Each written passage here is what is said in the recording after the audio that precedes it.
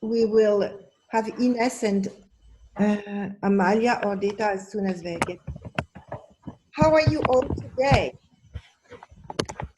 Fine. Are you fine? Yes. Good. Sound and sound. Okay, let's share the screen and start.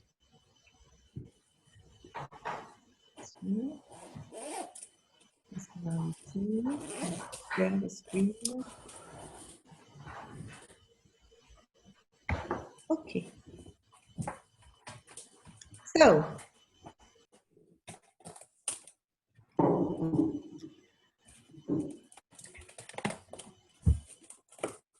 your disposition today, how you feel, keywords to define last session, particular points of awareness, maybe think of an issue to solve, and your expectation for today.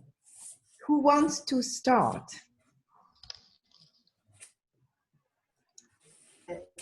Me. Elena? Yes. Okay. 3 keywords to define the session. Now it's the first question. Okay, I chose communication, models, and connection.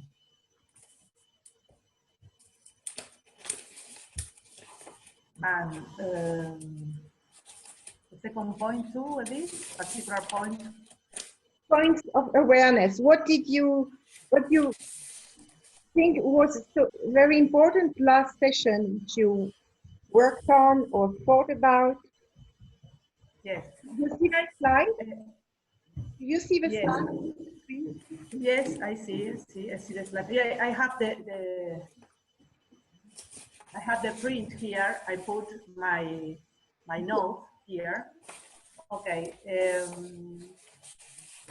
Critical situations that allow us to find a way of changing. Yeah. Yes. Connect with yourself and to understand the other. Okay.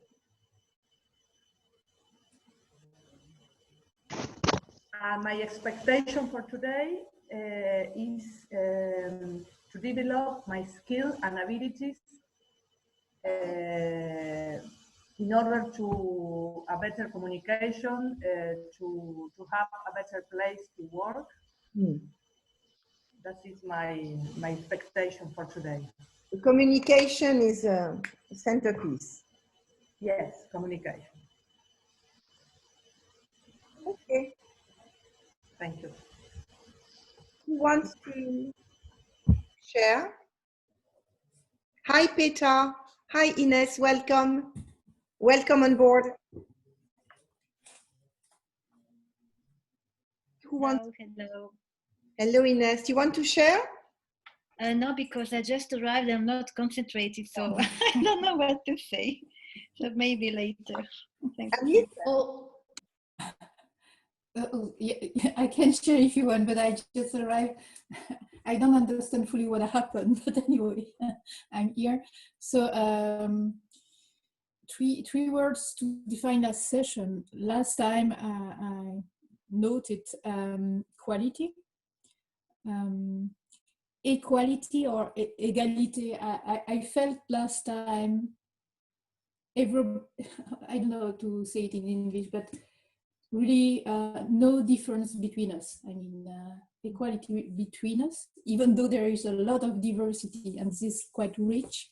So the third word is also diversity.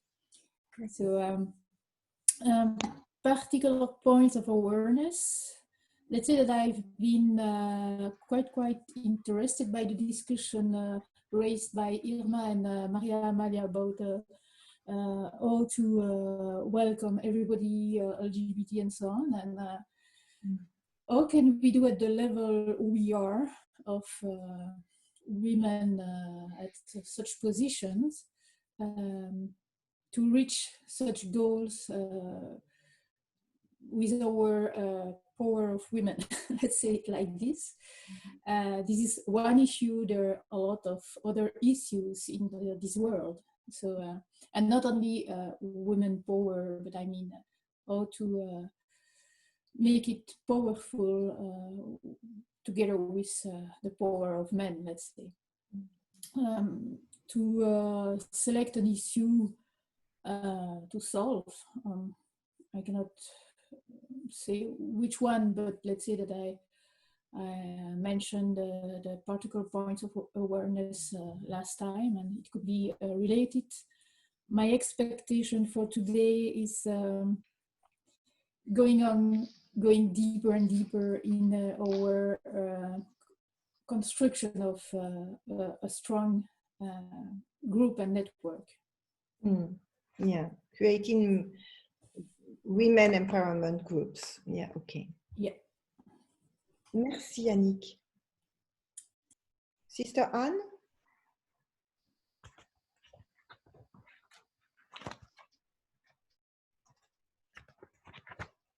Well, I thought a lot about this. Every situation seemed to me to be an example of the chemical in the triangle, and myself, of persecutor, victim, rescuer, and what's the motivation behind those three groups. Am I online or not? You're all frozen on my side. Voice is a little... Edith? Yeah. Edith? Yes. But we hear you with a lot of echoes. I did hear you with a lot of echoes. Yes, there's an echo when you speak. Can you hear me? You all just became frozen on my screen. Maybe take this off. Can you hear me better now? Yes. Frozen? You can cut this video just while you speak and put it back after, maybe. Try. Okay. Okay, so for me this week, it seemed like I was applying the Kaplan triangle to every situation I came upon. And from everything in our department to working with people on our 100th anniversary, and then in particular to the situation of children in the United States who can't go to school and therefore your network seems to be very low, very poor. That's your... not eat. So constantly analyzing, I'm sorry? We didn't hear after you talked about the children, and then your voice was covered by an echo and interrupted, so we couldn't hear after you mentioned the children.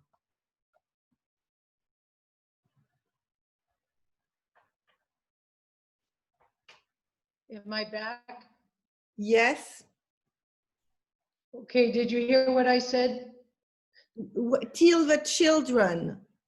You talked about Kaplan triangle, which you explored this week in few situations, and then you were talking about the situation of children, and then we couldn't hear you anymore. Okay, so like for instance, in my mind, COVID-19 is the persecutor, and then the kids are the victim, and then the government is the rescuer. Interesting, yes. But it's all negative. Can't hear you anymore. Negative. So, lost again. Everybody's frozen. Yeah. Can you switch? Can you have another network? Can you try another? I don't know if you are on 4G or on Wi-Fi, but apparently your line is very poor. While you change your connection, we continue the session. Who wants to proceed? Irma? So I have been thinking a lot about that. What was it? That web that we did that shows the balance. the it's a wheel. The wheel that we did. The balance in the 7 areas.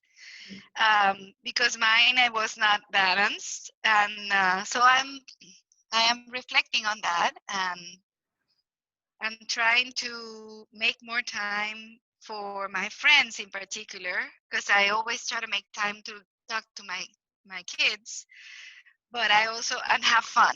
I need to make more time for that too. So I'm very aware, and I continue to reflect on how important it is that I make time for fun and time for friends.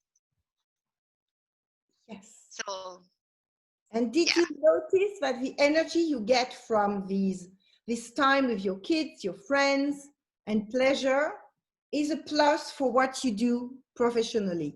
Did you notice that it gives you energy that will help you to be even more efficient? Yeah, and also time for rest. I this weekend I purposefully only did a little bit of played golf and washed my clothes, but the rest of the time I was home, and I just rested, watched a little bit of TV, and gave myself time to recharge, because I had a very difficult week last week, and I found myself exhausted, and I wanted to sleep and rest, and that's something that normally I don't do. So that's a change for me. I'm very glad you feel this way. Yeah, thank you. And when you say recharge, it's so important, because our body gets drained, used after a while. When you don't take the time to recharge, you discharge. Yes. And I felt very discharged, exhausted, and in a bad mood. And so I said, this weekend, I'm just going to recharge, be home. And I pretty much stay home the whole time. And I feel great. I feel phenomenal. Yeah. So glad you did it. Thank you for sharing. Thank you. So, your expectation for today? Edith, and you know what? I'm going to share something with you. I have observed that men do this really well. They sit down and watch sports, and they can be hours sitting down watching sports. And we're always busy. Clean the house, wash the clothes, iron, we're always doing something. So I'm giving myself the time to do like what the men do. Just, put your feet up, watch TV, do my nails. That's it, recharge. Yes, good. Okay. Yeah. And many women feel guilty when they dare to say, okay, stop. Now it's about me, myself, and I. And please give me a break. And many women do not dare. They see the pile of things to do, and they discharge day after day. Yeah, that's right. Thank you for sharing. Thank you so much. What I can say, you are working on your archetype of the hedonist, the one who thinks about herself and pleasure, and recharge is the hedonist, hedonist. Next time I will share the 4 archetypes I found out when I worked with all these women, working women. There are 4 archetypes, 4. And I will share about it. But the one you are activating now is a resource of a hedonist. And I love it. So I'll speak about it later on. Peter? Thank you, Irma. Thank you so much. That was me, Edith? Yeah. Yes. Hello, everyone. And Edith, my apologies for joining late. I was driving back from an evening commitment I had, and I couldn't get away any earlier. So I think, Edith, correct me if I'm wrong, we're preparing for today and reviewing a little bit about last week, correct? Yeah. So look, I did find the conversation about the Cartman triangle really personally insightful, and I think Sister Anne-Therese, I don't know whether she's rejoined us, yet successfully. Yes, it thinks she has. Hello. You know, you start to analyze the situations you encounter as you go, because you look at that through the new lens or the new learnings. But I've also reflected on the times that you know, previous experiences, whether that's recent or past experiences, and, you know, recognizing that in many cases I was probably a rescuer. I would tend to feel like I wanted to resolve something or solve a situation. The outcome being that you then take on the burden, but you also enable the behavior, the victim behavior, to continue. And I've got an interesting ongoing, and it's no problem to me whatsoever. But as you know, I'm no longer working formally with Notre Dame, but I'm privileged to have an emeritus title. So inevitably, there are still some things that come to me in the emails and so on that need to be dealt with. And still to this day, I find myself, you know, passing information on, assisting people who actually have to do the job now themselves, but I'm actually supporting them from afar in how to do that. And so through, you know, looking at those very specific examples, just this last week, I've said, here's the information. I'm not helping you any longer. I'm stepping back. Not quite so directly and rudely, but, you know, recognizing I have probably enabled that victim behavior to continue because I've helped previously. So that's a particular point of awareness, and, you know, thinking of what I want. So that's one thing I've worked on, but also being efficient with my time. When, you know, now that I find myself, I feel like how do I put this?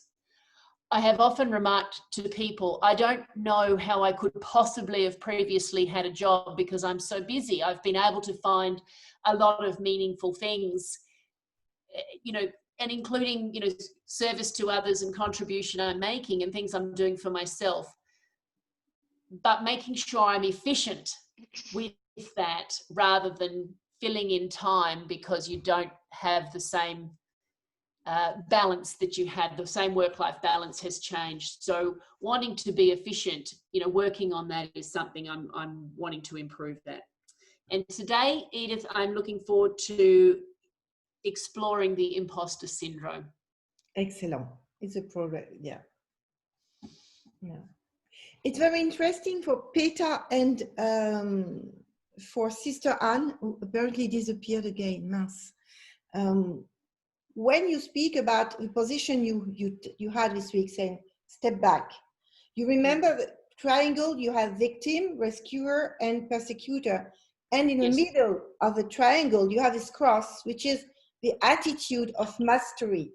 Step back. Yes. And it's always interesting to find out how you can find the center. I'm neither victim, nor rescuer, nor persecutor, but I have this fourth position, which is the one with step back, which can analyze and see, avoid to judge, and find this neutrality to make things go ahead without injuring people, without being a victim, etc. And what you're mentioning, and what I wanted to suggest to Sister Anne when she speaks about this triangle with government, children, and COVID, is what can be her position in order to make things better? Not becoming a victim like a children, not becoming a persecutor, not being a rescuer, but what can she do to help? And it's always about this fourth position we must have. What can we do? Getting out of a triangle in order to be more efficient and not suffer from the situation. Thank you, Peter. Thank you. Who wants to proceed? Amalia? No, Romina. Amalia isn't here. Romina? Yes, I just share my communication. I'm sorry? What is your expectation today? You said communication, is that right? Yes. Okay. So, right. Yes. to develop skill and abilities in order to have a effective communication, no? A positive communication with my team, with my family, with the world. In this situation, yes, for me it's very important. Yeah, maybe imposter syndrome might help. Ines, are you ready to share? I will try. Tired. We will give Ines a few minutes more. I will go for it. Okay, thank you. What, Ines? I like also to think about the triangle because I think it's really great to see our relationship through this triangle. I know about it for maybe 1 or 2 years before you, Edith. I was heard about it before, and I think it's really it's very nice to look at us and to the others through this triangle. So there is always something new. So it's forever to think about this triangle. For me, it's maybe a little bit not difficult, but strange for me to think about leadership because I don't have this position anymore from the last months. So I have to find a new place, a new me with the others. So I'm quite satisfied how I handle my new position, and I try to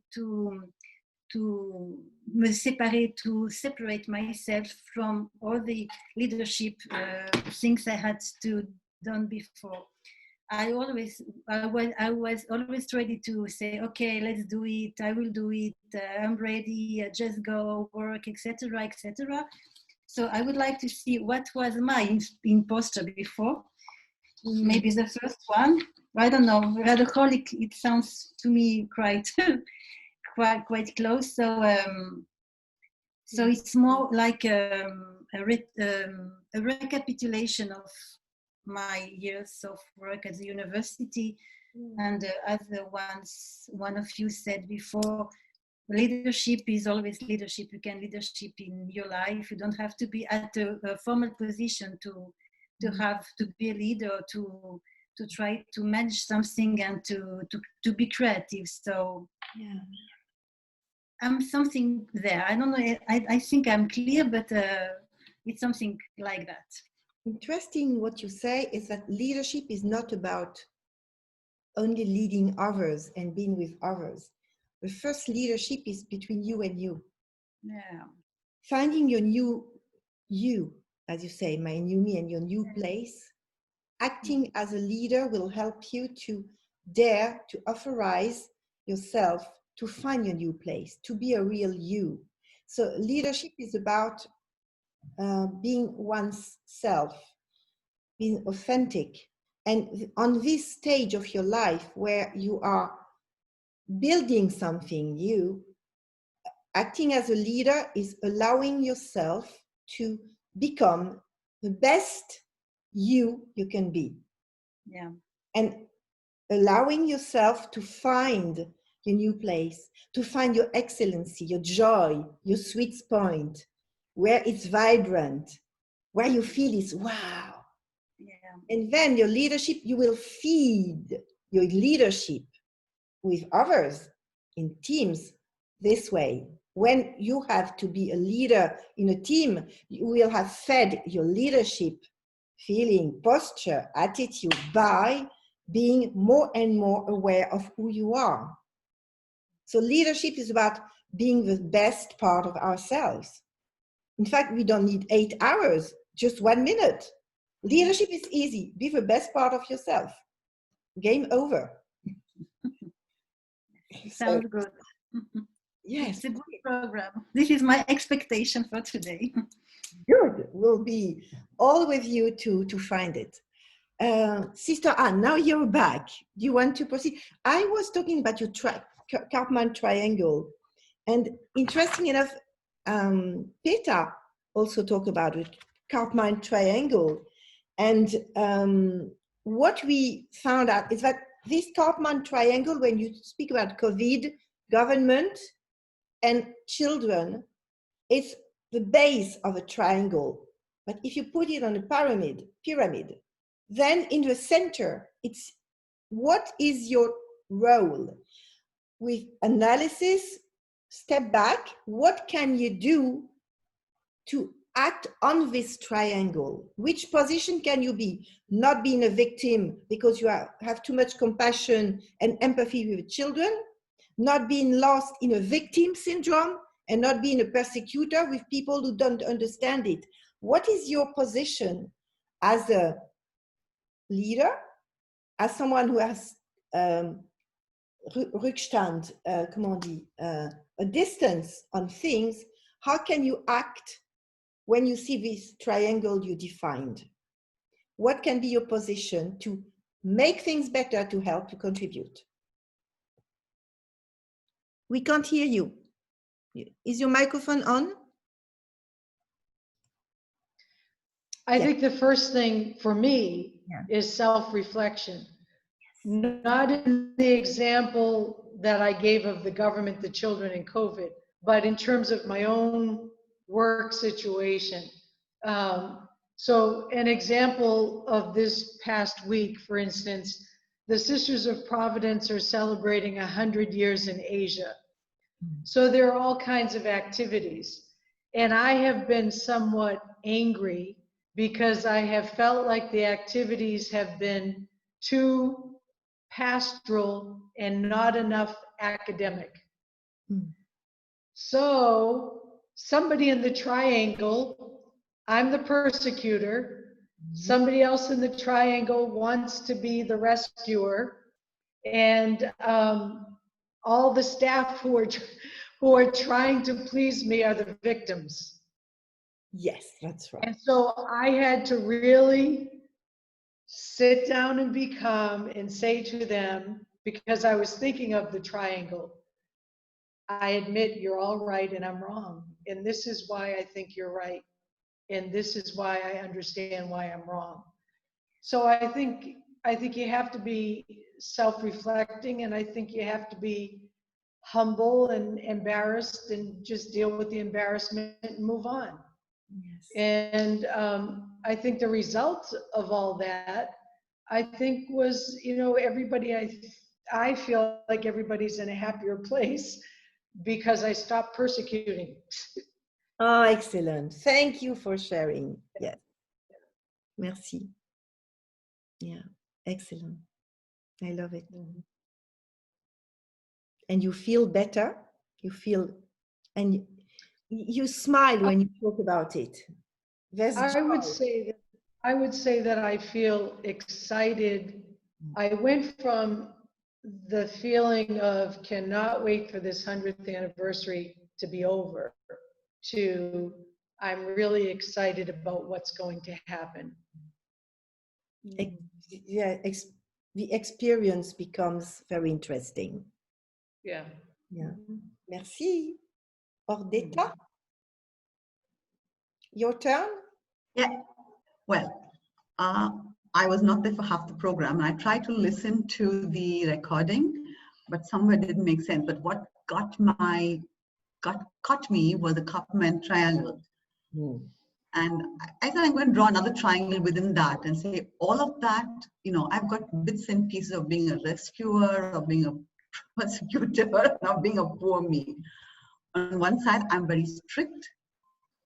I set rules and I like them to be followed in the interest of everybody else, not my personal interest. But I am very sensitive, super sensitive.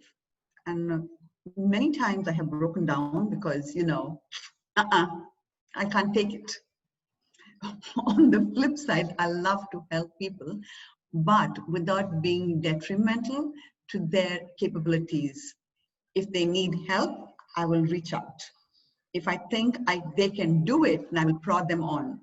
So that's how I look at, I've got from this, and I said, maybe I need to work on the poor me. I cannot do this at this stage, cannot break down like this sometimes. I need to, just tell myself, okay, but I also sometimes, I cannot be non-committal. For me, black is black and white is white. And I always say that. But can you just shut up sometimes? I tell myself that very often. I just stay quiet, don't bother. but I cannot do it. When I see something wrong happening, I have to jump in. And it's exactly your quote, change yourself to change the world. And we come Right. back to the main quote. So I'm trying that, Edith. I'm trying it, but you know, it's very hard. We can preach, but practice is difficult. It's interesting. Yeah, but well. In the 4 archetypes from Jung, you are a warrior. You have a warrior, a queen, magician, and poet. If you want, we will spend the last session with the archetypes. This is something which is not in the masterclass, but I will be more than happy to share with you the four archetypes, like queen, warrior, magician, and poet, and the one as a leader, colibri. Well, I'll make one little document about it, and we'll share about it. It's very interesting to add this too. Okay, now we can start. One more point. Yes, I don't keep anger. For me, my anger is just a minute. Yeah. I become aware of it, and I said, all right, that's it. That's not me. It's somebody else. Let go. So and that's something I learned over the years. So I think this, Kaufman triangle has helped me quite a bit. And I'm happy to go back and look at it. I will go through the whole session again, and I find a little more time to really delve into it. Thank you, Edith. Pleasure. You remember this quote of Einstein: we can solve our problems with the same thinking we used when we created them. And it's exactly what we're saying now. If you change your way of seeing things, seeing the world, things will change. Because you change yourself to change the world, change your vision of the world, and you will change the world. Your vision is the way you are built. And then you can focus, like Ines, what's a real me? What am I going to become? And then your vision of the world will change. Alors, I asked you to think about your personal history. Did you take some time? Birth, childhood, education, personal life, pro-life, and passions. Did you work on it a little bit? And how do you see your life now? Who did and who didn't have the time to do so? This is something we cannot do all together, because then it will take one day, but at least one element of your birth can describe yourself. Let's say my father really wanted a boy, and bad luck, I am a girl. And it might have given a direction to your childhood, which is act like a boy. You should be a boy. I wanted a boy because I wanted to keep the name of the family. We needed a boy. I wanted to have a son because it's like a friend to me. And you are a girl. So this might be, or I am the 7th of a children, and they had no time for me, or I was not desired. I was an accident, my case. Happy accident, said my mom. So how do we act knowing how we were born? Maybe birth was difficult, or it can have many things can have happened in your conception and birth, which might explain a certain way to feel in your life. So if I come to my example, I was a happy accident. My mother didn't want a second child at this time. And probably it built in me this desire to be loved, which happened. In fact, it worked. And she loves me so much. And I became from an accident, a happy accident. And maybe I felt it as a little child, but wow, I was not expected, but I need some more room for me, and I want to be loved. So my positive structure might have been built there. Someone who hasn't been desired at all, might fight to be alive. So does it talk to you? The way you were conceived, desired, and born might explain a part of what you feel about yourself, your legitimacy in life. I remember I had this therapist I worked with, and I worked for her she was my patient. And her mother didn't want her to that extent that she tried to abort with needles. And this woman has spent her life to deal with the fact she should have been dead, but she was alive. And she drove her. She was driven by a deep desire to say, I'm here. Gave her power. So a main notable event was that a mother wanted to abort. Emotional marker was I was close to death. And strength talents was I will be strong and make this life matter. This is an example of something very trash, but many people experienced it. Childhood, where you were raised, the way you were loved, what you liked to experience, what kind of childhood did you have, where you were born, what you did with it, built who you are. So in your childhood, were you happy, respected? Did your parents understand you well and helped you out to become who you are? Did you have difficulties, but you went through all these elements in order to find your positivity and your strength? Did they have money to help you? Did you have to build yourself by yourself to become autonomous, with autonomy, self-sufficient? Did you have parents who were very supportive or not? This has built a part of your history and who you are. Because as a child, you remember in the depth of yourself what has been given to you or not given and how you handled all this. So your childhood, main notable events. For instance, if I want to share another example, when I'm 3 years old, my mother, who you know now, lost her so much beloved father in an accident. So I was 3, she was 30. She had a 1-year depression. And I became a little clown saying, hey, life is beautiful, mommy, let's smile, let's live. Notable events was my mother was completely, she said my soul went with my father. So she was so despaired, lost, like a little child. For me, emotional marker was, before the accident, my mom was there, loving mom. After, she was just lost. And 1 year. And strength talents I did is probably this positive energy to bring life and joy where life and joy have disappeared. This is a strength which I developed through this element. So you see, main notable event, emotional marker, and what you did with it. Education.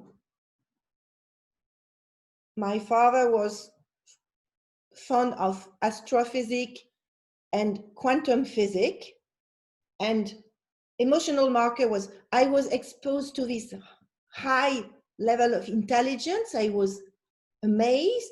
I couldn't understand what infinite is, and I was asking questions all the time. The talent I developed is connecting myself to the mystery of life.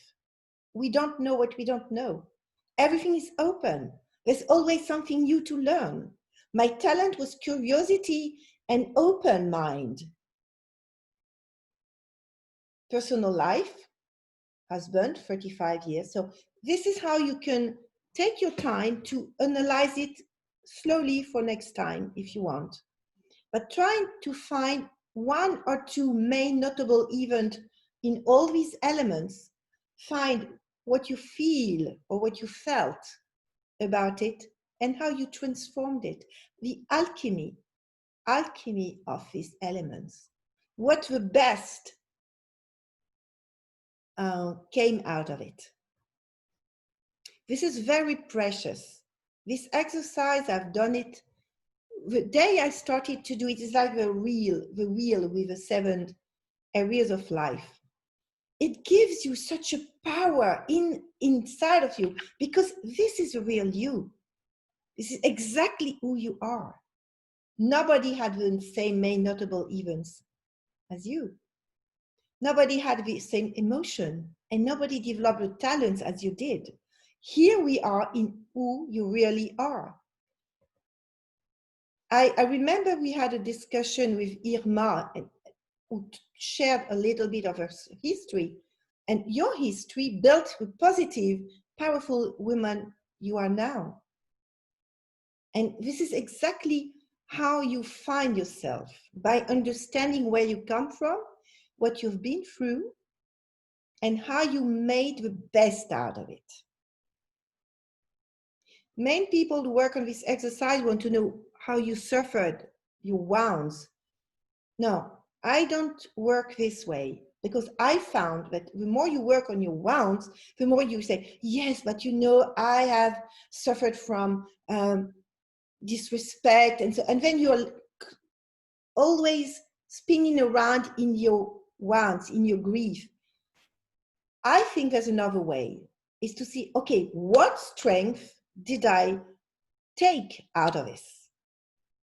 And the more I experience this exercise, the more people shine, because they understand that the worst wound is the root of your excellency. Am I clear?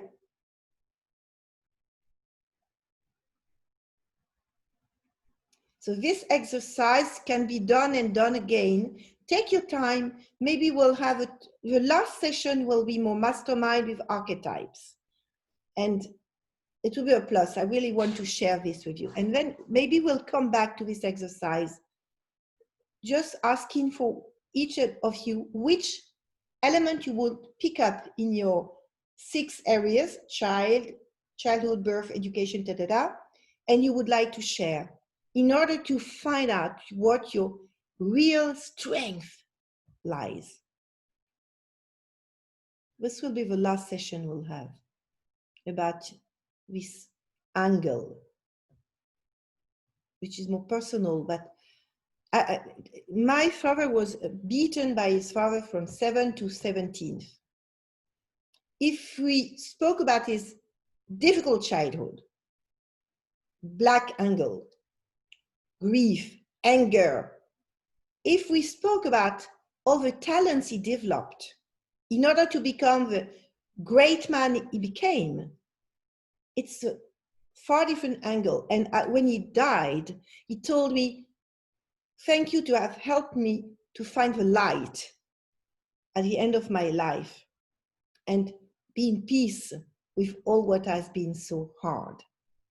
Because it was a time where I understood that this angle of positiveness, finding the strength out of the mud, is the only angle which matters. Voila. So, and then you will find out that this is the base of your storytelling, your history, your unicity, legitimacy, leadership DNA, and your strength, your perseverance, your capacity of creating women-empowered workplaces, your adaptability, your way of knowing how to ignore bad advice, your grit, passion, perseverance, your way to dare to ask people with humility, your tenacity, empathy, vulnerability, humility, generosity, balance, and patience. You can find the root of your qualities in your history. If you change the way you look at your history, you will see that everything comes from there. It's not, I must be this way. I am this way somewhere. The root is in me. The strength is in me. And your inner child coped with what was given to him. Difficulties, accidents, whatever. But at an end, he survived, he grew, and became all these potential qualities. Here we are speaking about who you really are, your inner child, and what you've been through in your life in order to become the best you can be, and to develop it more and more with awareness, with love for your history, love for your inner child. Your inner child has been trapped in the triangle of Karpman somehow, sometimes. And hop, as an adult, you can be at the top of this triangle and see, okay, sometimes I've been a victim, sometimes I might have been a rescuer, sometimes I might have been a persecutor, but the adult can see all what has been played and say, okay, Jack, step back. This is something very deep, but really needs to be seen and opened like a parcel, a gift, with a lot of delicacy, delicatesse, very slowly. Voila, what a silence. So, how to manifest your charisma?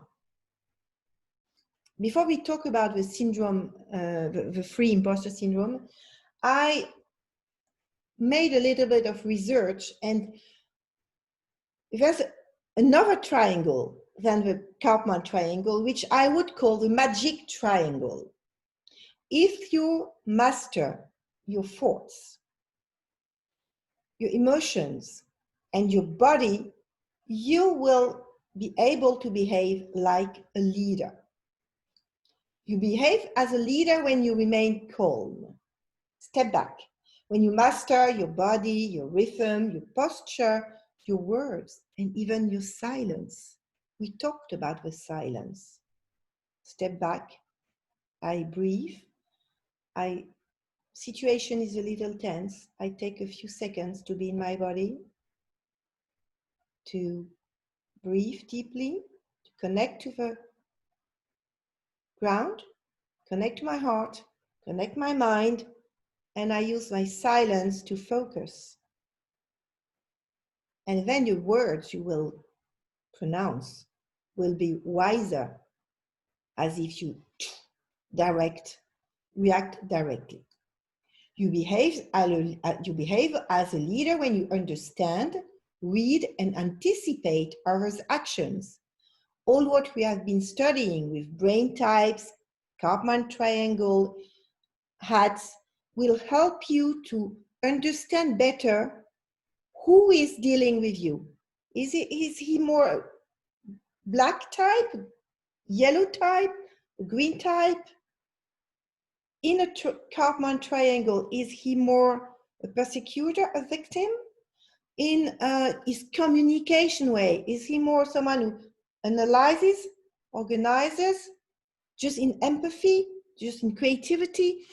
Because all what we've been through will help you to see others better and then to anticipate their action. Because you develop your intuitive perception.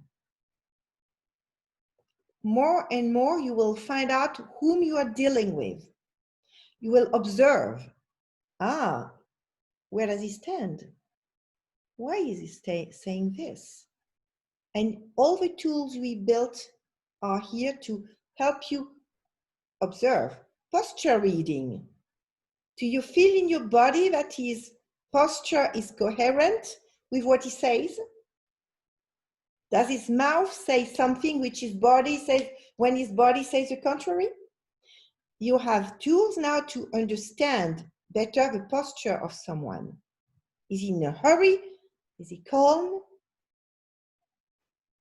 Distance, signs analysis, all what you can analyze through all the elements you are starting to master now, will help you to have a right action. Intuitive perception, how you feel, posture reading, observation, sign analysis, and distance are the roots of your verticality, and capacity to observe and act. Communication, and this is for Amalia as well. Communication starts when you can understand yourself, who you are, where you are standing now, and observe the other one. It's not a one way, it's a two ways. You can't communicate the same way with everyone. The best communication is when you take into account the other one and you understand where he stands, who he is, at which state of the communication he is. You can't communicate the same way with a persecutor, with sewing, with a Karpman triangle. So communication is about two persons, and there's a scarf linking them. Who am I really? Can I take the distance, observe, and we are in this chart, and who is he? What are his expectations? And right communication is about mastering as much as you can the two elements of a scarf. You see?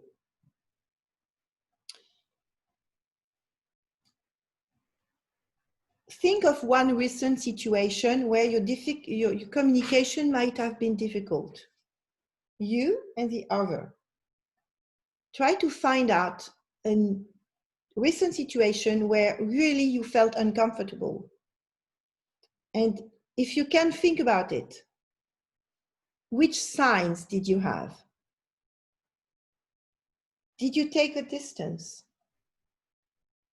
You can close your eyes if you have identified the situation. You close your eyes and you feel yourself in the same place, the same room, the same situation, and just find what your body says.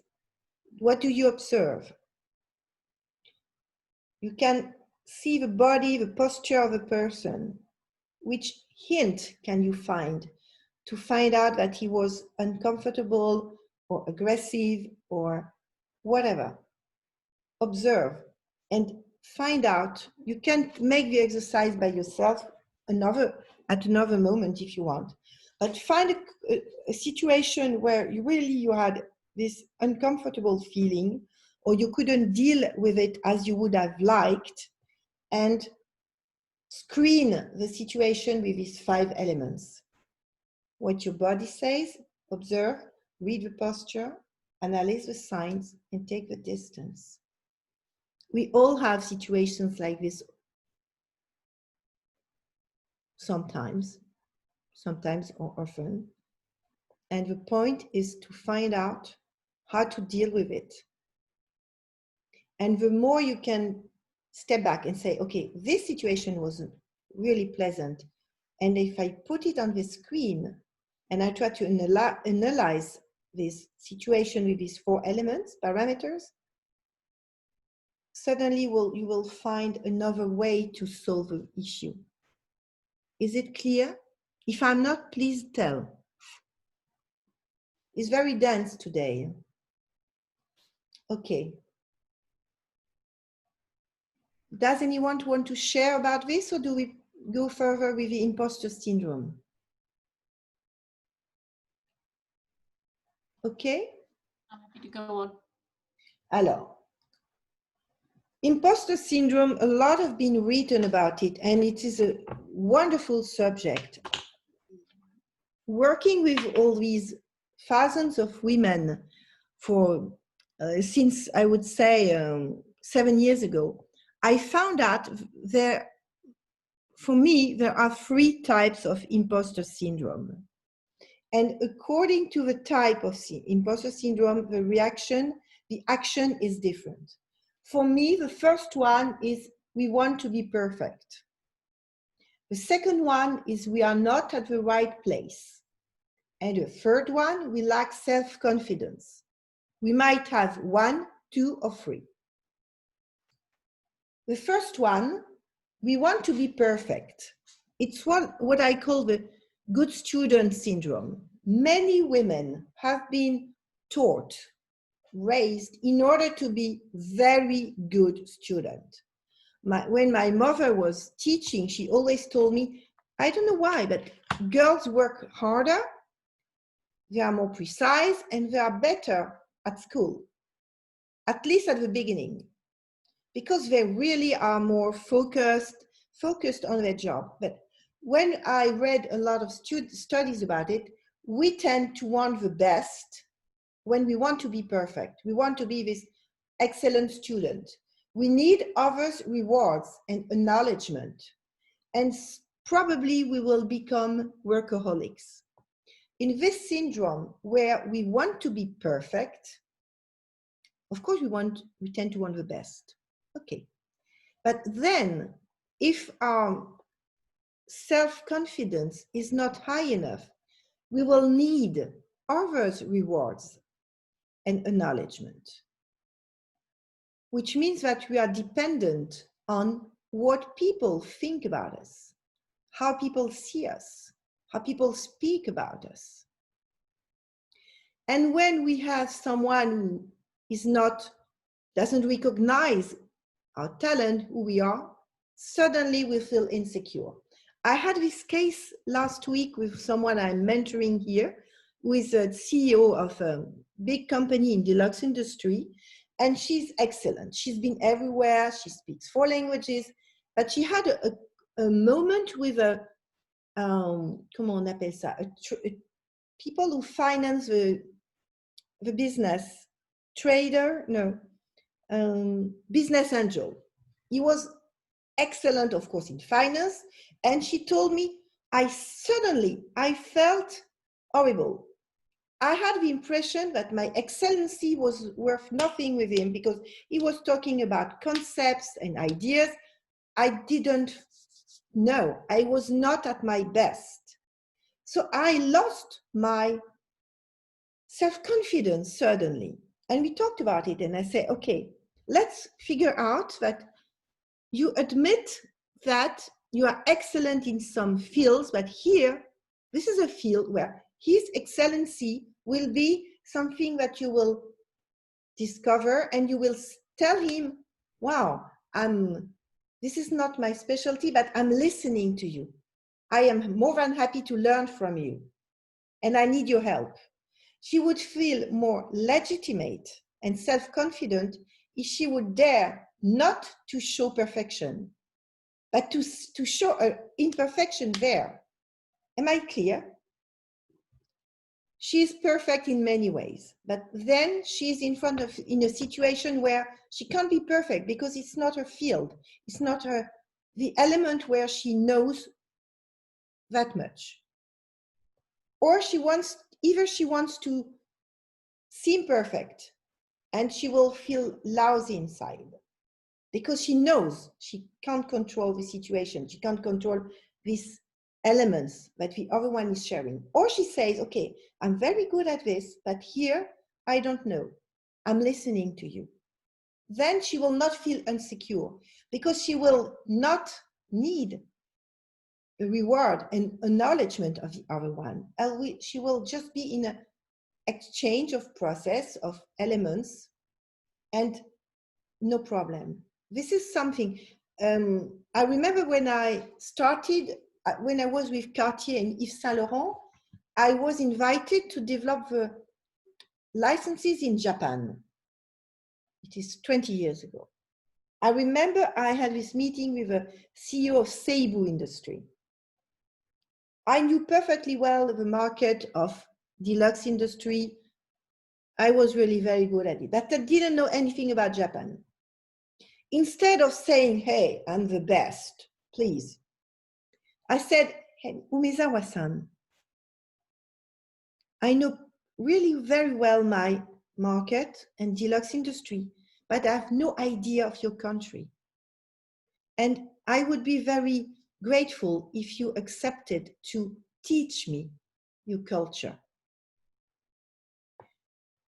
I didn't want to be perfect. I didn't pretend to be perfect. I just said, here, I said, I'm very good at it. It was important to put it this way, not just, I don't know anything about it, but I'm very good at this. But here, you are the best. And saying this, I didn't have to be perfect. I just had to be real. And he opened everything to me. I didn't have to work that hard because he did half the way. He explained to me the market, the country, the culture. I didn't become a workaholic with this development of Yves Saint Laurent in Japan, because then we made half of a job each and every one. I just dare to say, okay, here I'm not good. And when you have the imposter syndrome, focus on your legitimacy. I'm very good at this, but here I don't know. Be your own judge and feed your needs. I needed his help in order to bring me what I didn't have. And it really helped because the situation, the communication was authentic. I didn't have to play a role, to have a mask. And it gave him so much importance as well. I respected his importance instead of saying, hey, I'm Cartier, I'm the best. No way. So you see, when you have this imposter syndrome, this is a way you can behave. Focus on your legitimacy, be your own judge, and feed your needs. And be humble. Do not pretend you are excellent everywhere, because no one is. Do not have to be perfect. Oh, my daughter is bringing me salmon with spinach. Merci, mon amour.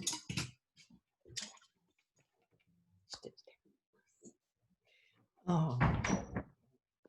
Bon. So, Edith, take a little break and have your lunch.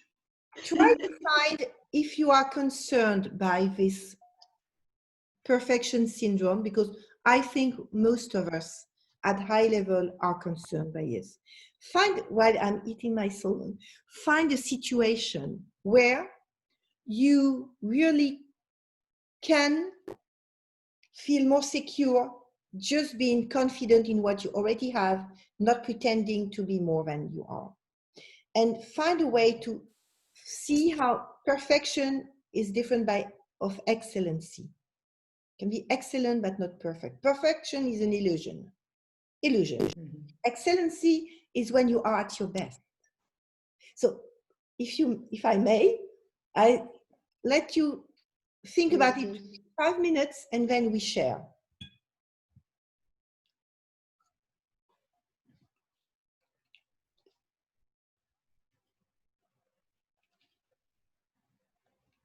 This is very important because we do have this syndrome.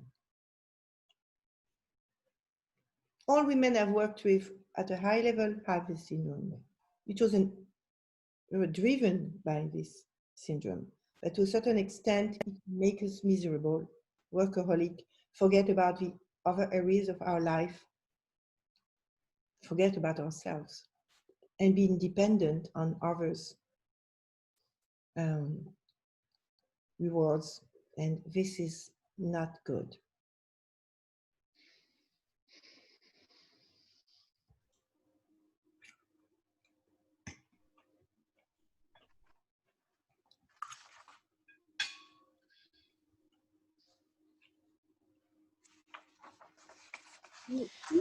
While Edith, you are eating your lunch, one of the things, so I'm just reflecting with everybody, I'm looking ahead to the third one, we lack self-confidence. And I can imagine that when you are faced with the situation, you're wanting to be perfect, but then you find yourself in a situation where you don't know something, it can reinforce a feeling of not having the confidence. So if you address the not needing to be perfect in everything, then perhaps you can help your self-confidence. Would that be correct, Edith? Yes. The two first ones feed the third one. Yeah. That's why I put it in this order. Yeah. In some ways, I think a lot of it, at least for me, has to do with professional stages. You know, that if I look back at my life when when it was important to get an award, or when it was important to work till 10:30 at night, I don't feel those things anymore. I don't have that same kind of drive or ambition, because I'm at a totally different place professionally now.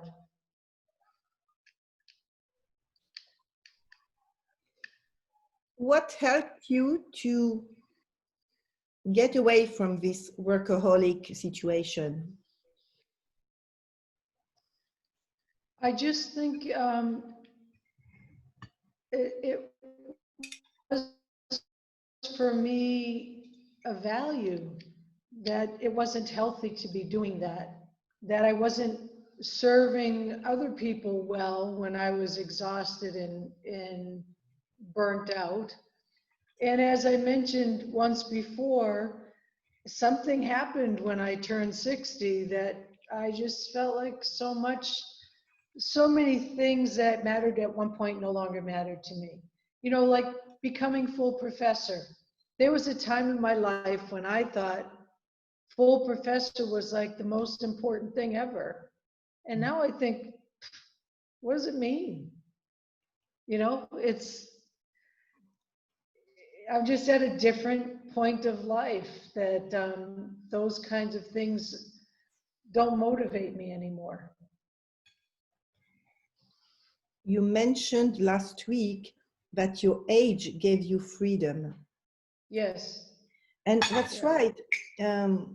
Age shows us what is more important, and to make choices, helps us to make choices. That's right. Mm-hmm. Mm-hmm. And there's no judgment about this imposter syndrome. It's just a stage we go through. Mm-hmm. And it's there's no judgment about it. Mm-hmm. So with the age, we can make better choices and get rid of some expectation of others, or sometimes even expectation we figure out which are not real. The way we think people think about us. Mm-hmm. It's even worse. Sometimes we don't even know really what they think, but we imagine and we figure out what if. And the real freedom is to say, okay, I am who I am.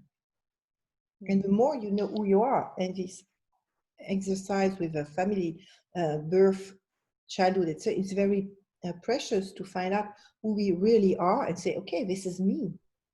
Mm-hmm. And I'm very rich and full of worth with who I am. Yeah. But if we can find it before 60, good.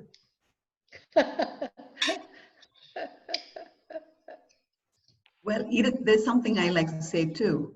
And like Anne said, when you reach a certain age, when your wisdom dawns, it comes only with age. So I'm also getting there. I used to be a workaholic. Today, I'm not killing my health. I'm not sacrificing, other things, my music, my gallivanting. I'm not sacrificing that anymore. I want to go out, I'm going. Work will come second, but I'll finish the work, but it'll be at my pace. I call the shots. So being this perfectionist, which I was terribly, the streak hadn't gone out of me, but I still, I tried to do other things. And on the other side of it, I realized that it's not worth sacrificing everything else, to be a perfectionist. So I tell myself, and I have no expectations. I've learned one thing in life. If you have no expectation, you have no disappointment. So I go into something now, knowing I have to complete a job or task, but I am very clear of what I can give. And if you like it, take it. Otherwise, leave it. This is what I can do. I'm not pushing myself to kill my body to get to get there. And like Anne said, earlier it was, being a full professor. Situations have changed so much in my life that it brought me to this thinking point and said, what is there in all of these titles and all this stuff? Go at it, go have a great time in life. That's my point now. So that's where I am. Thank you.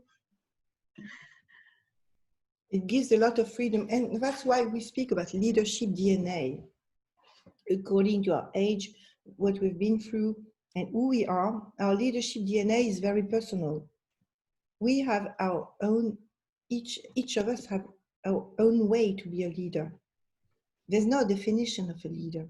Which leader am I? And first, leader of my own life. You can't lead anyone if you don't lead your own life, your own needs, your own desires. It starts from yourself. How can you be a leader if you don't even know who you are, what you want, what your expectations or no expectations are? It starts from us. The best leader is someone who is completely coherent with himself. It starts there. When we speak about our models, they are leaders in their way. Leader, which means they show a way. They are a source of inspiration. But in order to become a source of inspiration and become a leader, we must be inspired. And then we call to verticality again. Inspire. To be inspired in order to become inspiring and become a leader. This is something else, but it's very important to come back to what inspires me. What gives me my grandeur. You say grandeur in English? My best, my hate, my power. Everything comes through who I really are and who I allow myself to be. So the second, imposter syndrome, is different. We are not at the right place. You can't be sometimes at the wrong place from scratch. Your parents wanted you to be a doctor, but you wanted to be an artist. All your life you will feel you are not at your right place. And in a way you will feel, I'm not legitimate here, because my legitimacy would lie somewhere else. But we also can have this situation, we are legitimate on a stage in our life in a field, and then we become not legitimate anymore. If I share this example, till 40 years old, I was in marketing. When I was very legitimate, I was in marketing industry with Cartier, Saint Laurent, deluxe industry, 20 years. But when I was 40, I felt it was not anymore my dream. I wanted to do something out of my life with more sense, with more. So I became an artist. I was at the end, from 39 to 40, I was not at the right place anymore. This program was not by others, was by myself, but this path was coming to an end. I needed something else, with more depth, with more joy, with more art, and so. And I was not feeling legitimate anymore, because something in me was saying, oh, okay, this is it. You've been, okay, you had the biggest situation you wanted to have, and this is it. As you said, Sister Anne, to a certain extent, that didn't mean anything else to me. It was over. So I felt I was not anymore at the right place, and I had to reconsider my choice. I was not using my best new talents at all. So I reconsidered my real talents, desires. I listened to my heart and believed there was another way to go. And I changed from deluxe industry in marketing, international marketing, to art. And when I think about it later on, when I thought about it, I said, what were the signals that the second part of my life, the second change was coming? But then last year, when I was with Cartier, I was all these elements with a Fondation Cartier Foundation for Contemporary Art was like it appealed to me. I really wanted to be part of it, but I could not. When I was with Primrose Bordier, with artists, I was always captured by the art. I had many signals saying, hey, there's light there. I want to be there. I want to be part of it. But I didn't feel legitimate in this field because I hadn't been trained. But to a certain extent, a moment came where I said, okay, now my legitimacy can occur somewhere else. And I switched from marketing to art. Reading the signals, it was so vibrant when I was with artists. I was just like a flea on a window, appealed by the light. All these signals told me, hey, when you are close to these elements, inside of you, it's so vibrant. And these messages were telling me, you are an artist. How to become legitimate was to learn. And I went 2 years in an atelier when I learned the enlightenment techniques. But I had to reconsider my life. Say, okay, now I'm not legitimate anymore here. Where can I be legitimate? In art, and how can I be? And I did this change, which was enormous, studying and became an artist. And then I could be everywhere, exhibit in San Francisco and in everywhere. But I had to learn and to recognize that maybe this stage of my life was just over. It was not my place anymore. So for Peter or Ines who are changing your elements, the question is then, if I'm not, if I don't feel legitimate anymore, if I am not there anymore, how can I find my best new real talents? How can I develop them?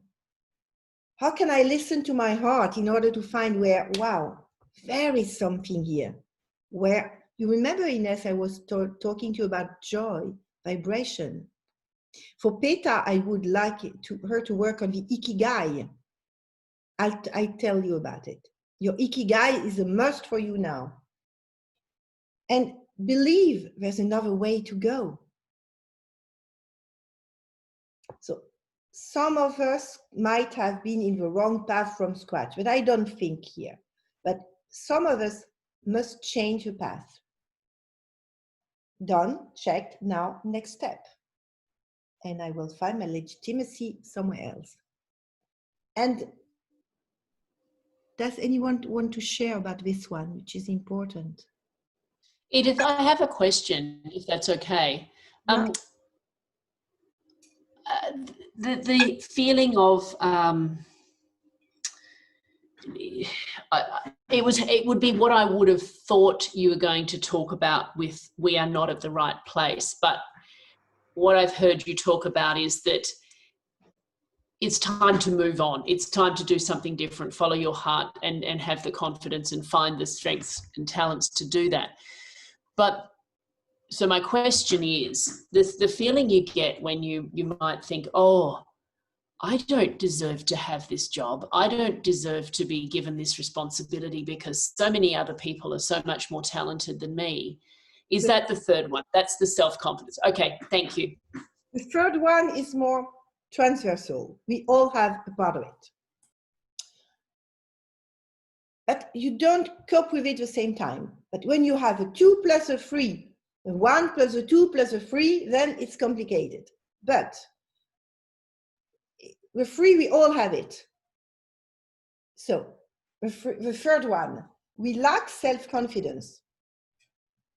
We might suffer from a past which did not allow us to find our true self. We let others speak for us. It's about our limiting beliefs. Alors, the third one is more, it is linked to our history. It is linked to our childhood. It is linked to the way people, parents, teachers showed us the world, the way they told us who we are. Our parents, we built ourselves, for instance, in the eyes of our parents and teachers. if we had a chance to have positive parents, I believe in you, my daughter. You're really great. We can do everything. If you work, you will succeed. If you keep faithful to your values, you will succeed, etc. It will help. But sometimes childhood didn't allow ourselves to develop the true self with all the confidence we have. Sometimes our parents, even themselves, didn't have self-confidence.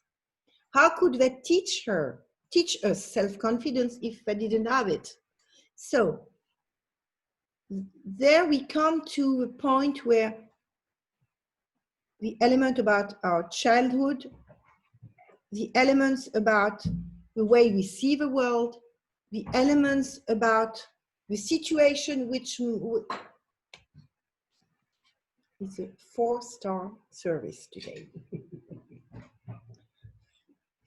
The elements which built us. If you were told that you are great, that everything is possible, and your parents did all they could to help you to become self-confident, it will be easier than if you had the contrary. Or if you believe that life is hard, if your limiting beliefs say people are not nice, people are selfish, whatever, all the limiting beliefs we have are the way we see the world. The way we see the world is the way we see ourselves. So, if you start with your beliefs, how you see the world, how you see people, how you see yourself, how you see what is possible, what is easy to do, what is hard, you will find why you might feel insecure. Do you have questions about it? Because it's a huge subject.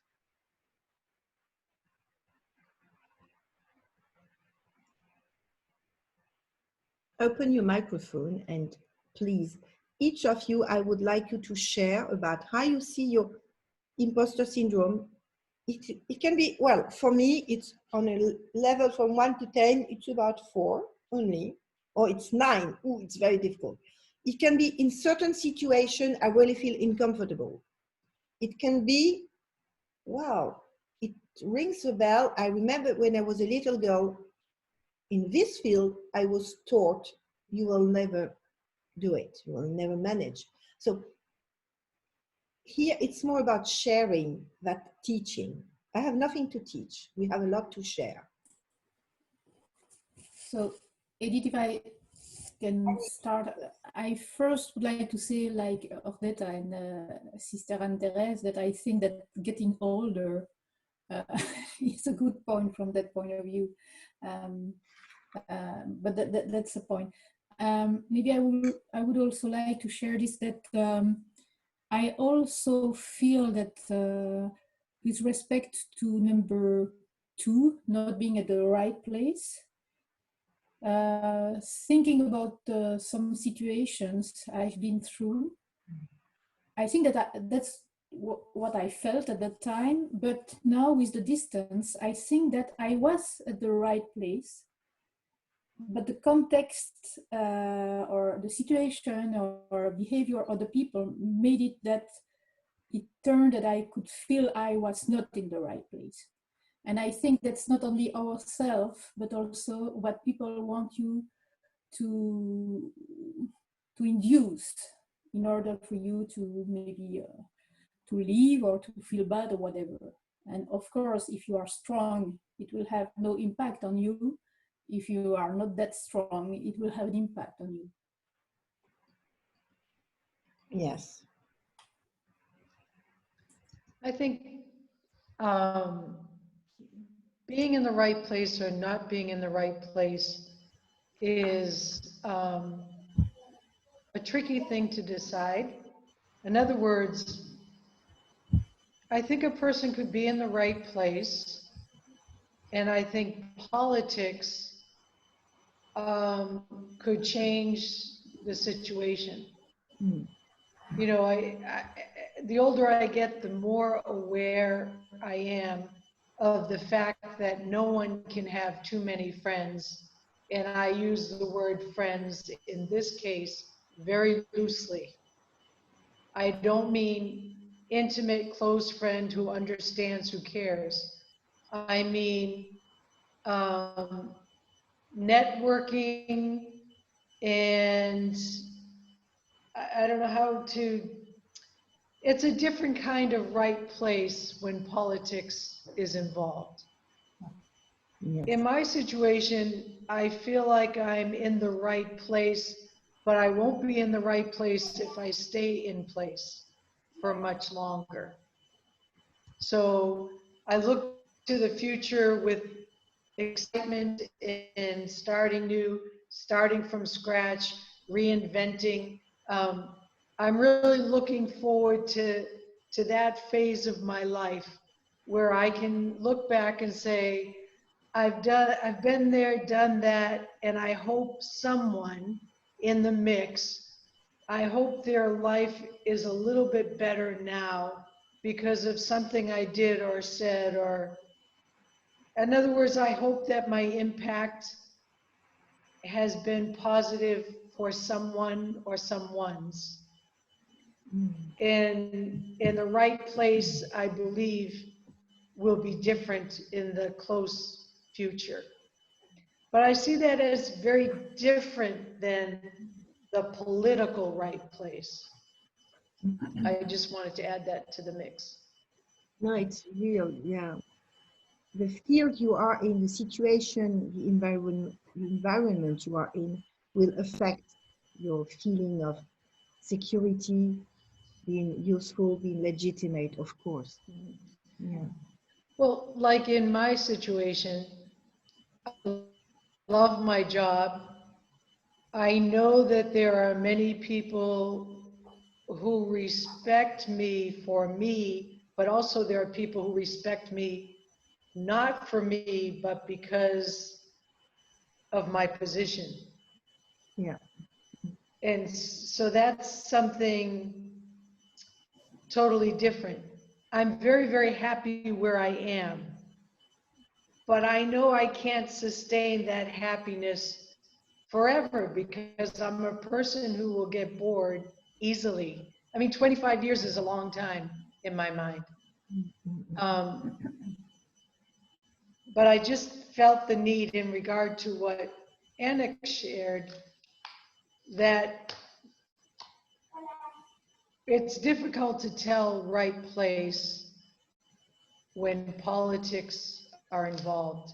And I just happen to be in my situation in a politically secure situation. Does that make sense to anybody? It does. Yes, it does. Yes, it does. Yes, Thank you, sister. Who wants to share? yes, me, Edith, Romina here. Yeah, please. Yes, you know, I was reading about syndrome impostor, and when I read about we are not at the right place, I connected this point with the childhood. It's very important, the emotional education when we are a child, when we are a kid.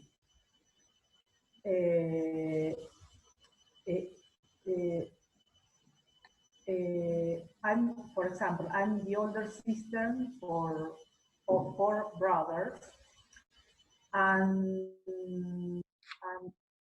that generates responsibility to me, yes? That generates. And that is the connection with my childhood. I'm sorry? I couldn't hear what it Can generates. you hear me? It generates responsibility. Oh, responsibility. You were in charge.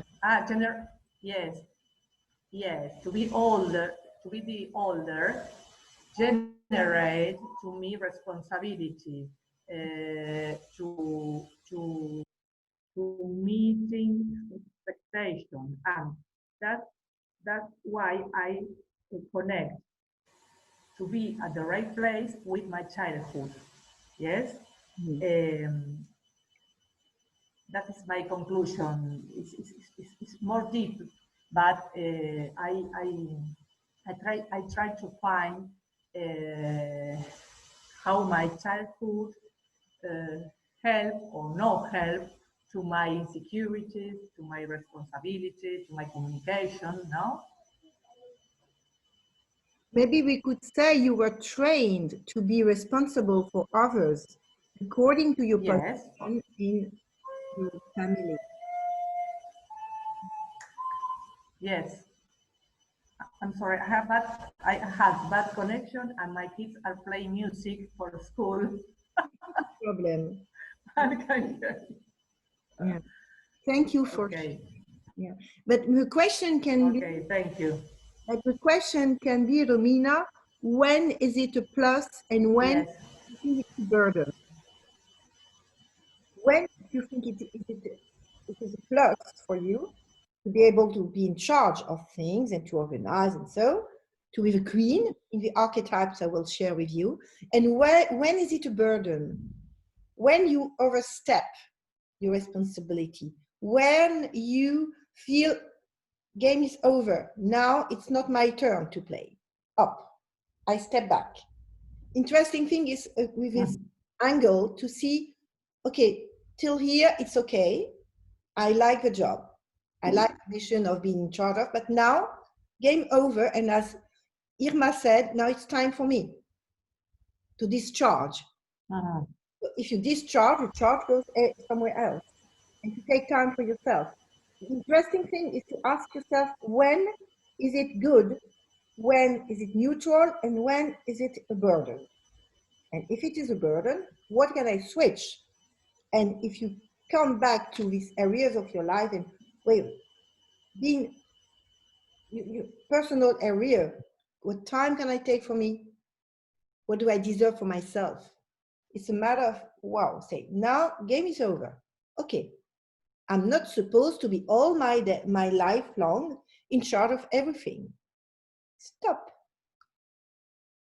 Maybe it will help to reconsider this structure of yours. Thank you for sharing, Romina. Okay, thank you. Thank you very much. Ines, Petar, Irma? Okay, I can say something. Maybe I think that one of the important words is responsibility. This is a word that connects the three imposters, as I saw it. Because when I wanted to take the responsibility to be the vice rector for my staff.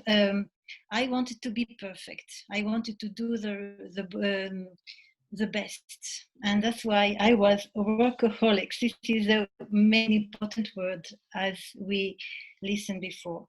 So because I wanted to take the responsibility, I wanted also to take too much responsibilities.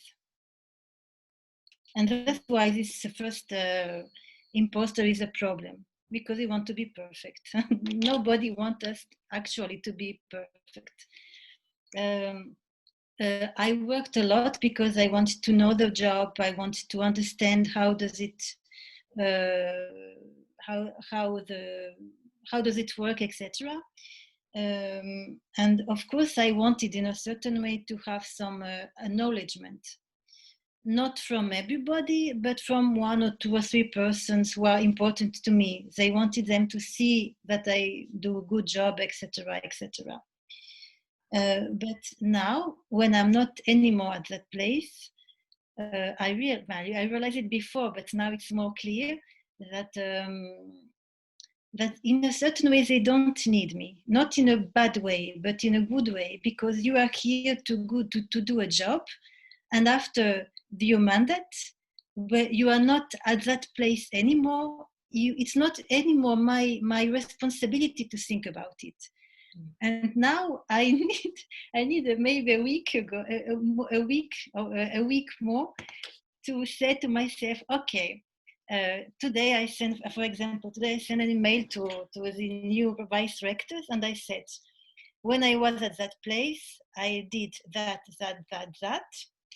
Just fix it. If you need my help, I will give you to explain how does it work before when I was responsible for that job. But now it's your turn. I don't want to think about it. I don't want to take care about it. It's not my responsibility anymore because I'm not anymore at that place. So thank you, goodbye, and all the best for you. So I was very happy to do that because my heart was a little bit more lighter. So I said, yes, I don't have to think about it. It's not my responsibility anymore. And if maybe the last imposter, the lack of self-confidence, of course, when you are not self-confident, you want to work a lot to be sure that everything is okay. But I think it's normal at the beginning when you are younger with age and when you are younger with experience. After a certain time, you see how does it work and it's not so complicated and you know how to delegate also. So it's easier. So I like these imposters, but I think that mine was the first one, the most want to be perfect. As you said, women want to be perfect. They want to be strong and like a Wonder Woman, something like that. Merci, Inès. Thank you so Can much. I just say, Ines, thank you for your description of letting go the responsibility. That is what I was talking about earlier, but you explained it much more clearly than me. Yeah, I'm happy. Thank you. Especially in English. So it's not easy for me to speak in English, but I'm happy. I found the right words. Good. Edith, Yes? something like to say, like I'm going to say what Petra said in a different language, is that we realize slowly we are not indispensable, especially when we are in positions. The world will go on without us. There's a I saying, realized that, and I said, Adata, stop it. The world will go on with another Adata. One is bad enough. So that's what I said to myself. And after 32 years, right? And having, gone through what the trauma I went through, just like, Petra and thing, one day I will explain to you. It was hard for me, but I just turned my back and said, keep going, girl. You've got much more than that. yeah. So that's how, and I realize I'm not indispensable. The world will go on. I thank God for that, for having put that thought in my mind finally. Thank you, Edith. Thank you for helping us out on this. Yeah. There's a say in France which says the graveyards are full of indispensable people. It's Can you say that one more time? graveyards are full of indispensable people. Ça veut dire. Et en français, ça donne quoi? In French? Les cimetières sont pleins de gens indispensables. We have a similar saying, maybe, I don't know, Sister Anne-Therese or Detta, maybe you can tell me, or Irma, if it's also in English, but we have a cemetery in a suburb here in Perth in Western Australia called Karrakatta. And the saying here in Perth is, Karrakatta is full of people who thought they were indispensable. This is exactly. So, before we close this session, today will Excuse me, I didn't hear what Peter said. Filled with what? Oh, indispensable people, people who thought they were indispensable. So Karrakatta, the name of the cemetery, is full of people who thought they were indispensable. Okay, they thought it. They were tall poppies, but we haven't heard anything from. From whom? Irma? Irma, are you doing okay, Irma?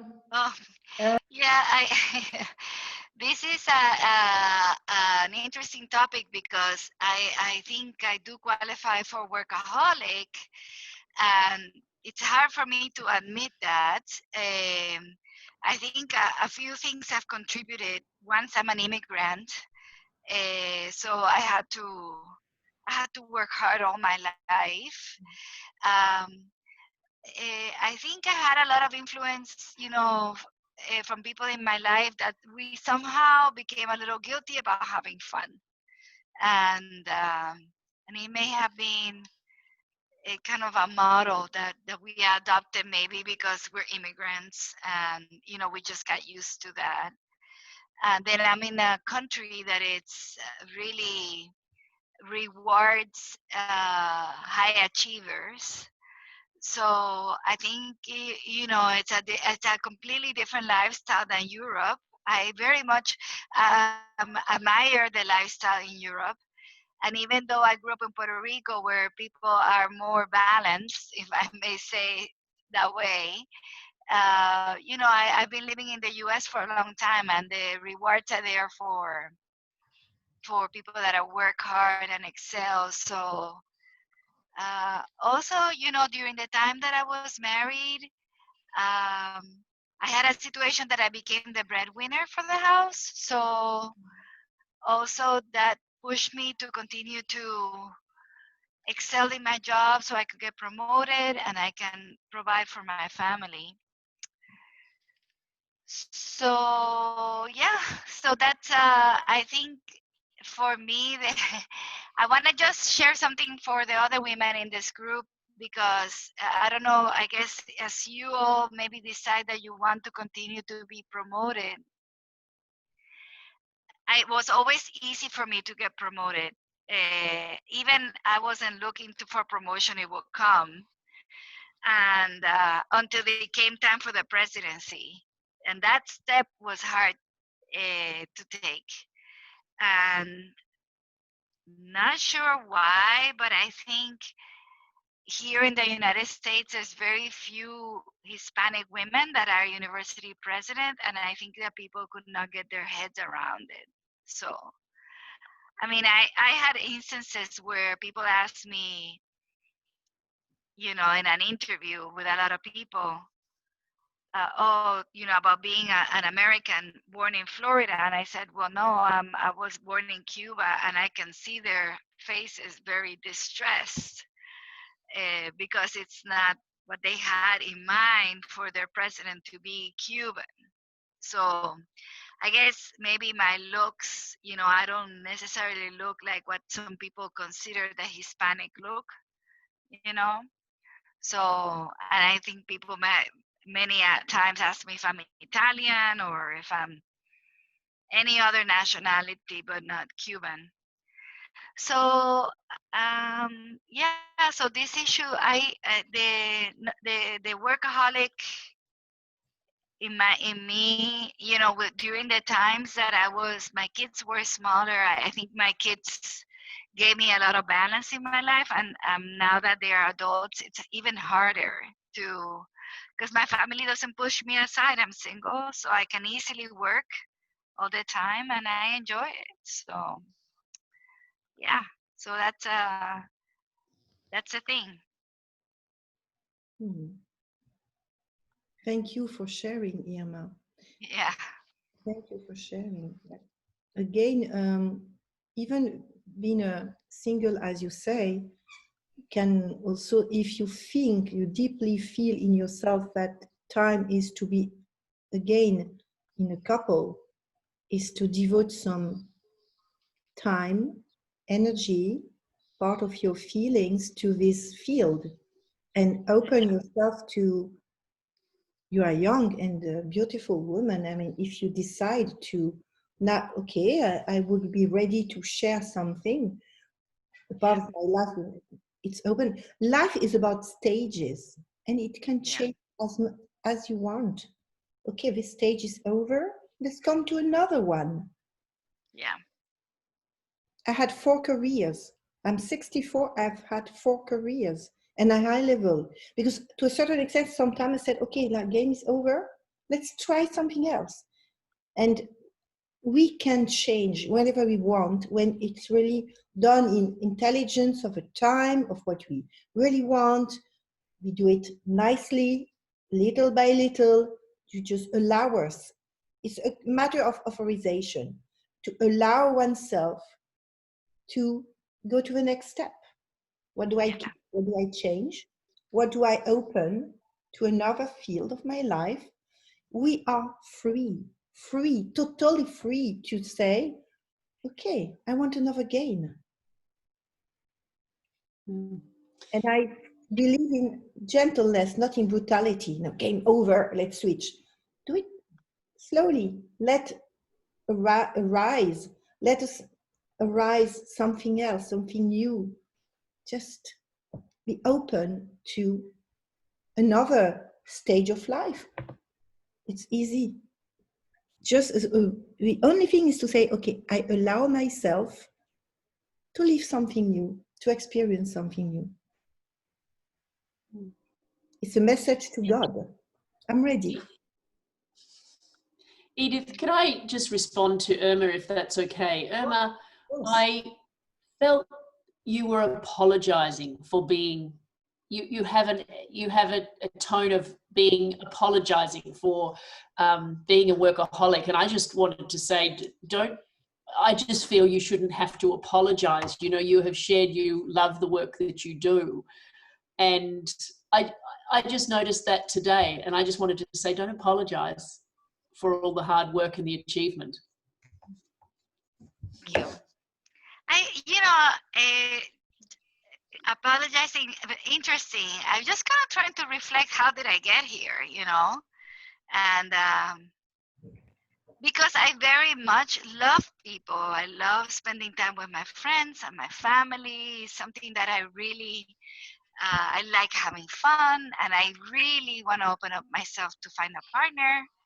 We're very much like that. So I don't want to give an impression that I'm just like a person that wants to be, working in the office the whole time because I don't want to see people.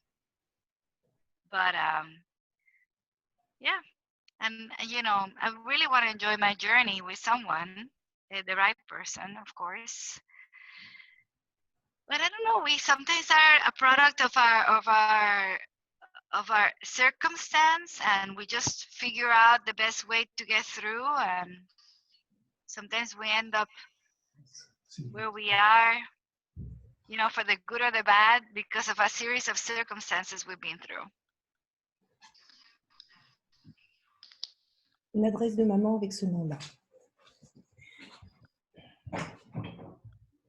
When we work, Irma, when we will work on the archetype. It's pretty amazing to see where you are. Yeah.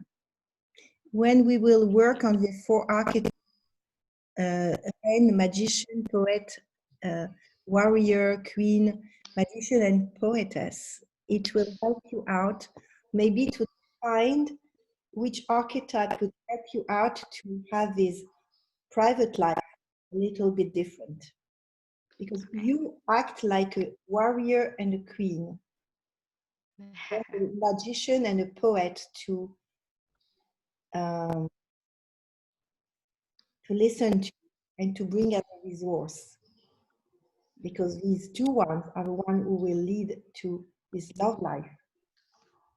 Because warrior and queen are completely on the left brain, and the other one control your professional life.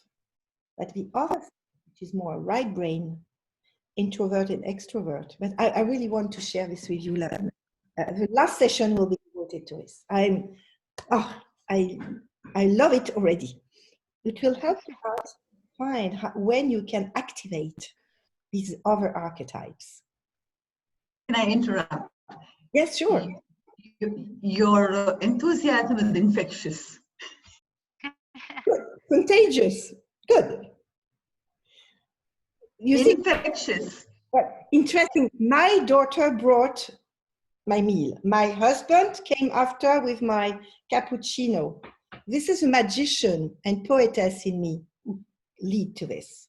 My warrior and queen lead to this. They would say, okay, do enter. Maman is working. But I always give a chance to my other 2 archetypes. And they come. Because it allows others to take part in your life. But we will work on it. Yes, and I will prepare a little, I have it in French, so I will try to do it in English for you, because there's a video and, yes. Otherwise, we'll do it directly, but if I can find some time to prepare it in English with the material in French, I will make this gift to you, because really it's something just wow. I know I'm enthusiastic. Yeah. Annie, your turn. Well, my turn. I spoke already, no? I don't know. What am I supposed to say? No, you're right. You spoke about your situation. Okay. Sorry. Okay. Sorry. So, if you come back to the last slide about having models, you all spoke about your models. Annick was Marie Curie, Simone Weil, Mother Teresa, models here. Sister Anne, your model was, who was your model? I didn't. I said Mother Theodore Guérin, Yes. who was the French foundress of our American community, and Mother Marie Grazia Luking, who was the foundress of our university. So, if you come back to your models, they are a source of inspiration, authorization, sisterhood, references, mutual help, vision, mirror, and sharing values, hopes, and success. If you think about your models, try to think about what you like so much in their life, in their way of changing the world, acting in the world, and consider them as a mirror of your best potential. A model is the mirror of a dream we have inside to touch our excellency, to get in touch with it and to express it. We admire people because, in a way, a part of us would like to produce the same effect, the same life, to act the same way. So think of your models as mirrors of your highest potential.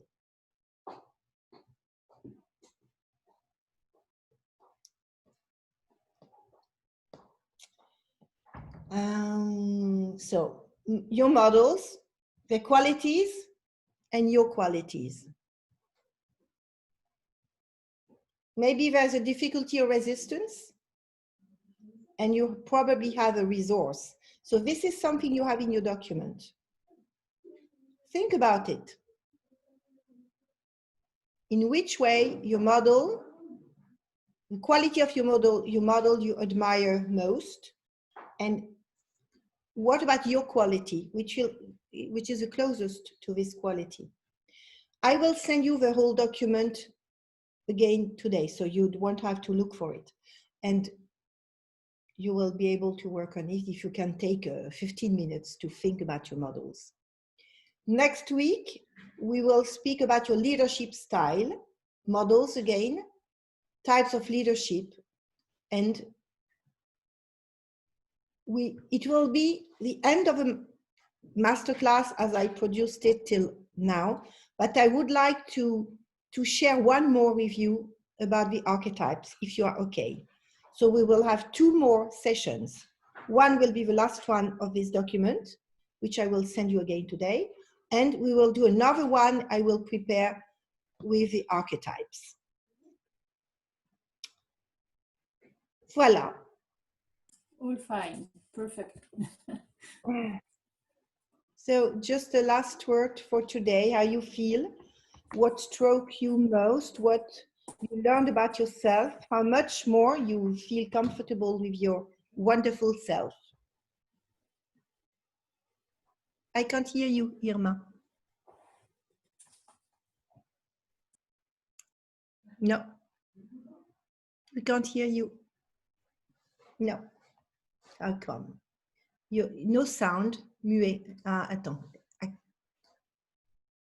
Can you speak again? No. Okay. Irma, unmute yourself. You are mute. You're muted. Rétablir le son. No. Unmute. No, she has unmuted. It's not working. We can't hear But you. I think, Irma, you were saying you have to go. I thought so on the lip reading.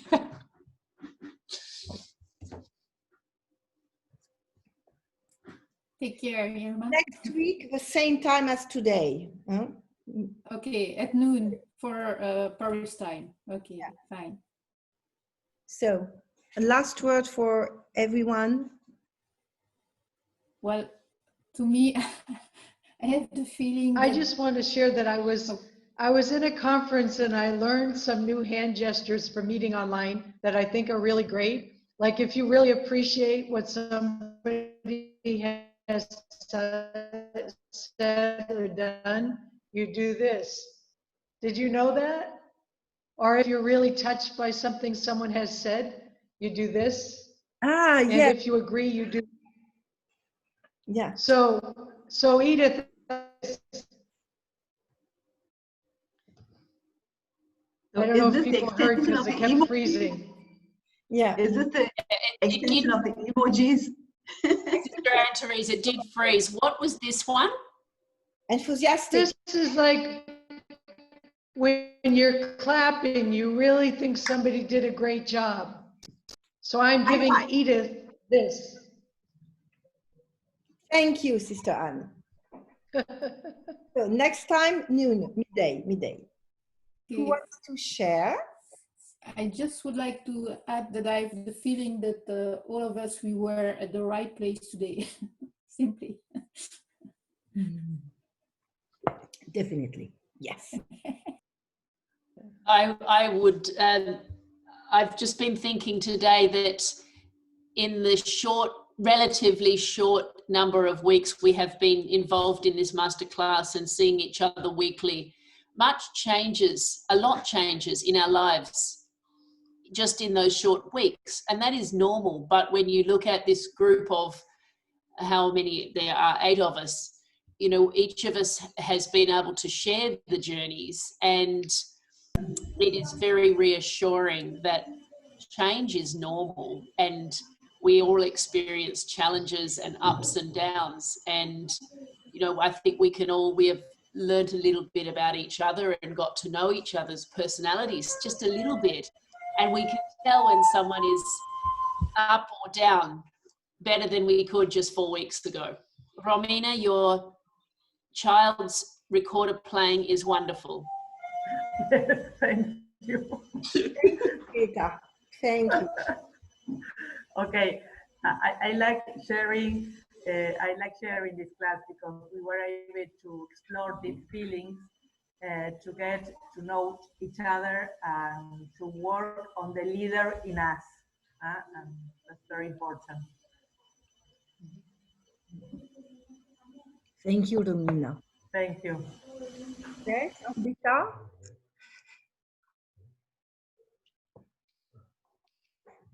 I think every so often when Romina's family show themselves in the background, it's a really good reminder that leadership is so much more than professionalship. Yes. You know, the leadership of a parent. Is a real leadership as well. Definitely. Yeah, that's right. So, who's next? Okay, I can say that I had a very nice time. We had a nice discussion, and I believe that until the next week, we will think about the imposters again and try to put them out of our lives a little bit more than now, and that we could investigate our archetypes. I'm very happy to see what is mine. Perfect. So, Ordeta? Merci, Ines. I have been thinking that, you know, we have learned so much these last few weeks. Now it's time to sit back and say how to integrate all of this into our lifestyles. That's more important, just listening and taking, you know, we just it may be in our papers, in our workbooks, whatever we work on it. We share so much, but can we sincerely put it into in our life working and say, okay, this is my take home for me. And this is what I can give to the rest of the group and others who come in contact with. But thank you, Edith. Thank you so much. So, I would like to express gratitude to those of you whose first language is not English, and for your willingness to speak in English and to share on a deeper level, I think is really amazing. And I know for sure I couldn't do it in your languages, and I really do appreciate that you're doing it in our language, those of us who speak English. And I probably, if I was in that boat, I wouldn't have opened my mouth. yeah. So have a wonderful week. I will send you, as usual, all the elements. And till next Monday, with great joy. And so 2 more Mondays. Wonderful. Have a nice week, everybody. Take care. Bye-bye. Bye. Thank you very much. Thanks a lot. Bye. Bye. Bye.